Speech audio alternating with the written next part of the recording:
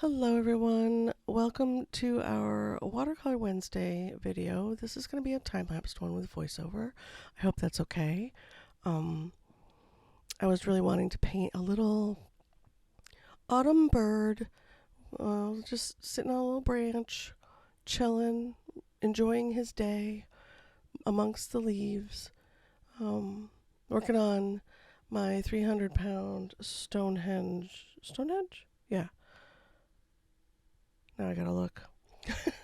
It's either Stonehenge or Strathmore. I think it's Stonehenge. Watercolor paper.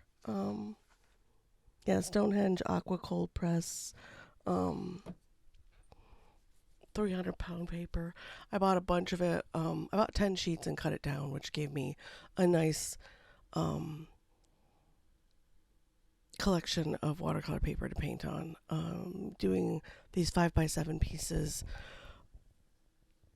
because I love working on this size paper. It's my favorite. The only reason I have it taped off is because I wanted there to be a crisp border.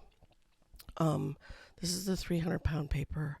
I do have the same brand in 140 in cold press and hot press. I don't know what I'm going to use the hot press for. I don't know what I was thinking.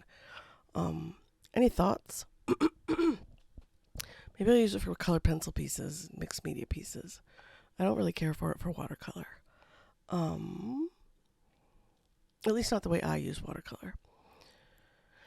I am using my M Graham watercolor palette, which also has my Schminky granulating watercolors in it. So it's not strictly M Graham, that's just what I call this palette. This is my favorite colors palette.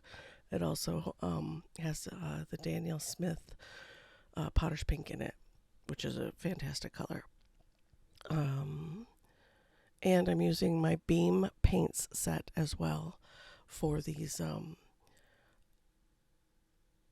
autumny colors. I just wanted a selection of paints available for the next several paintings that I'm doing. So I got these guys out. And I'm just painting little autumn leaves with berries on it and a little bird on a branch. I'm dropping in the soft, I'm consciously choosing, which I don't normally do, conscious choices, to work in layers and let them pretty much dry in between. I love my paintings more when I'm more patient. This piece took about an hour and a half to do. And I put down that first wash and let it dry pretty much completely. And now I'm dropping in the golden layers of the leaves because I want them to be gold and that gold yellow and red. And maybe have a little bit of... Wait, did I put a little bit of pink in this one? Or I mean green? I don't think I put green in this one. At any rate, I wanted this painting to feel golden and autumny and crisp and fresh, and our little bird to be having a positive day. He's uplifted. He's having a great time. I decided to put in a little splatter for texture,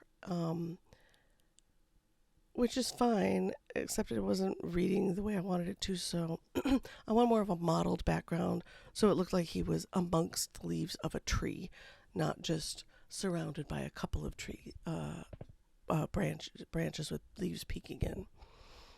And I do use the heat tool between layers. This is my little, I think, $10 or $12 heat tool that I got on Amazon. I find this works better than a hairdryer. I don't really care for a hairdryer. The hairdryer is too much force and wind and moves the paint around on the page. If you have tried a hairdryer on your paintings, you know it can move around your puddles if you have paint standing on the surface of the paper still. And I often do. I usually work pretty water heavy. As you can tell here, I am consciously not doing that. I'm trying to do better with my water control, and I'm trying to be more patient with drying between layers. It gives my paintings more realistic feel and more depth which is really nice. I actually have 2 big pieces that I'm going to be working on and filming over the next few weeks that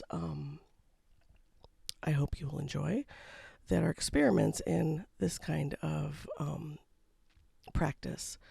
They're going to be mixed media on canvas, so I don't often work on big canvas.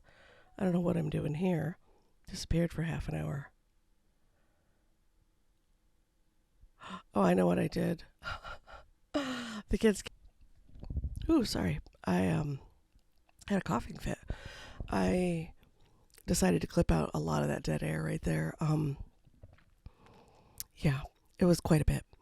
I went outside to greet the children. My oldest daughter watches my youngest daughter's baby girl during the day when she's at work. So they come home at the end of the day, and the grandbabies want to see me every day, Monday through Wednesday, are the days that they get to go see, or that Astrid gets to go over to her auntie's house for the day to play with her cousins. And when they all get here at the end of the day, they want me to go out and say hello and chit chat with them. And yeah, so every evening I go out and say hello, and I just forgot to switch the camera off. They're here, and you get up, you move around, you switch the camera off, or you don't. Doesn't matter. As far as the painting's going, I am dropping in blue, and layering up these. This is from the Beam Paints. The oranges that I'm using. I'm using the. Oh, I forgot the name of the color. The orange, and then the. Ow. Let me pull out my swatch real quick. It's just easier. She says, like, it's no big deal, and it is, because... Oh, there it is. I misplaced my swatch. Nope, that's that swatch. Where'd my swatches go? Oh, that's right. I lost them. The studio's a bit of a mess right now. I have several projects going on.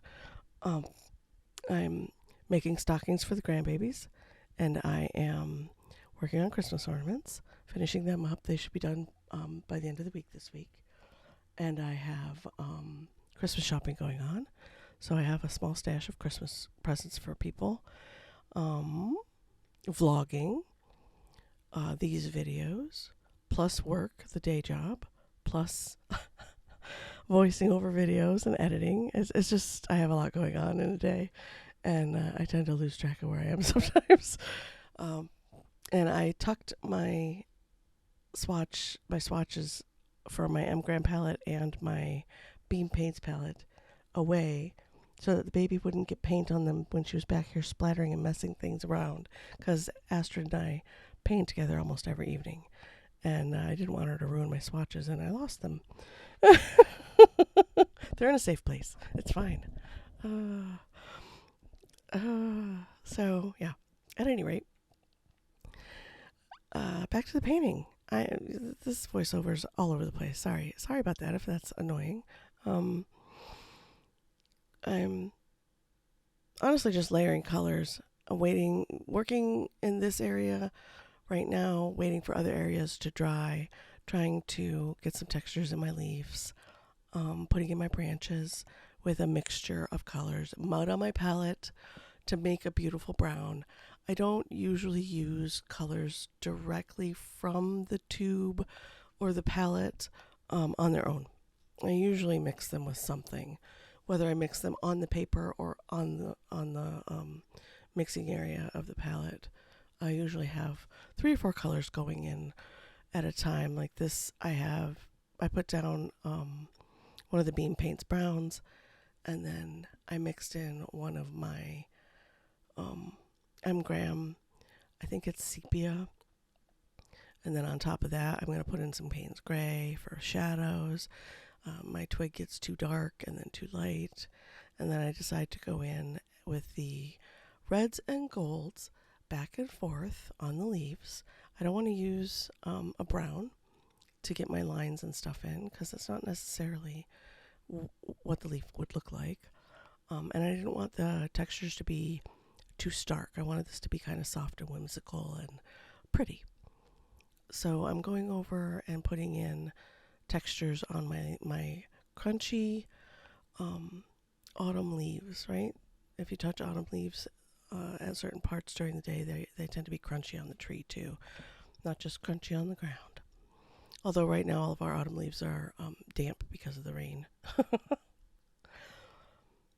Yeah, getting in our center lines, getting in some of the little veins and textures for, once again, that more realistic feel. I'm not going for realism. I'm going for realistic. I feel like that should be noted. Most of my paintings are realistic in nature, not necessarily true realism. I like to stick to I'm not recreating a photograph, I'm creating art, and it is my take on different elements. And actually, this is many elements put together from different photos. The bird was in a photo with other birds. I just plucked out the one I liked and put it on the paper. I picked out the one I liked, facing the way I needed him to be facing, and leaning the way I needed him to be leaning in order for him to make sense on the shape of my branch. Because I had already drawn in my branch and my leaves, and then I decided I wanted to put berries in as well. I'm not sure if these leaves go with these berries or not, but once again, it is my painting, so I get to make it what I want it to be. Perhaps these berries are growing around the tree, or the berry bush is growing up through the tree. I know my daughter's yard, some of the stuff along the fence line is all smashed together. You can't tell what's where. There's a holly bush and some blackberries and a pine tree mixed in there and a deciduous. It's a mess over there. Personally, I would have cleaned that out ages ago, but it's not on her side of the fence. It's on the neighbor's side of the fence. So, it's that weird line. And here I am. I dropped in the darks on my branch. I dropped in my darks. I almost forgot about his tail. I dropped in the darks on his tail. And now I'm trying to make the berries look a little more realistic. Oops, sorry about that. In and out with the focus. And these are finishing touches. I don't want them to look too crisp, but I want them to look, like berries. Almost forgot this to connect that leaf to the tree. I'm going to pop off our tape. And that's it. That's our painting. I love how this one turned out. I love it. I hope you guys do too. Let me know what you think in comments below. And I will see you in the next video. Bye.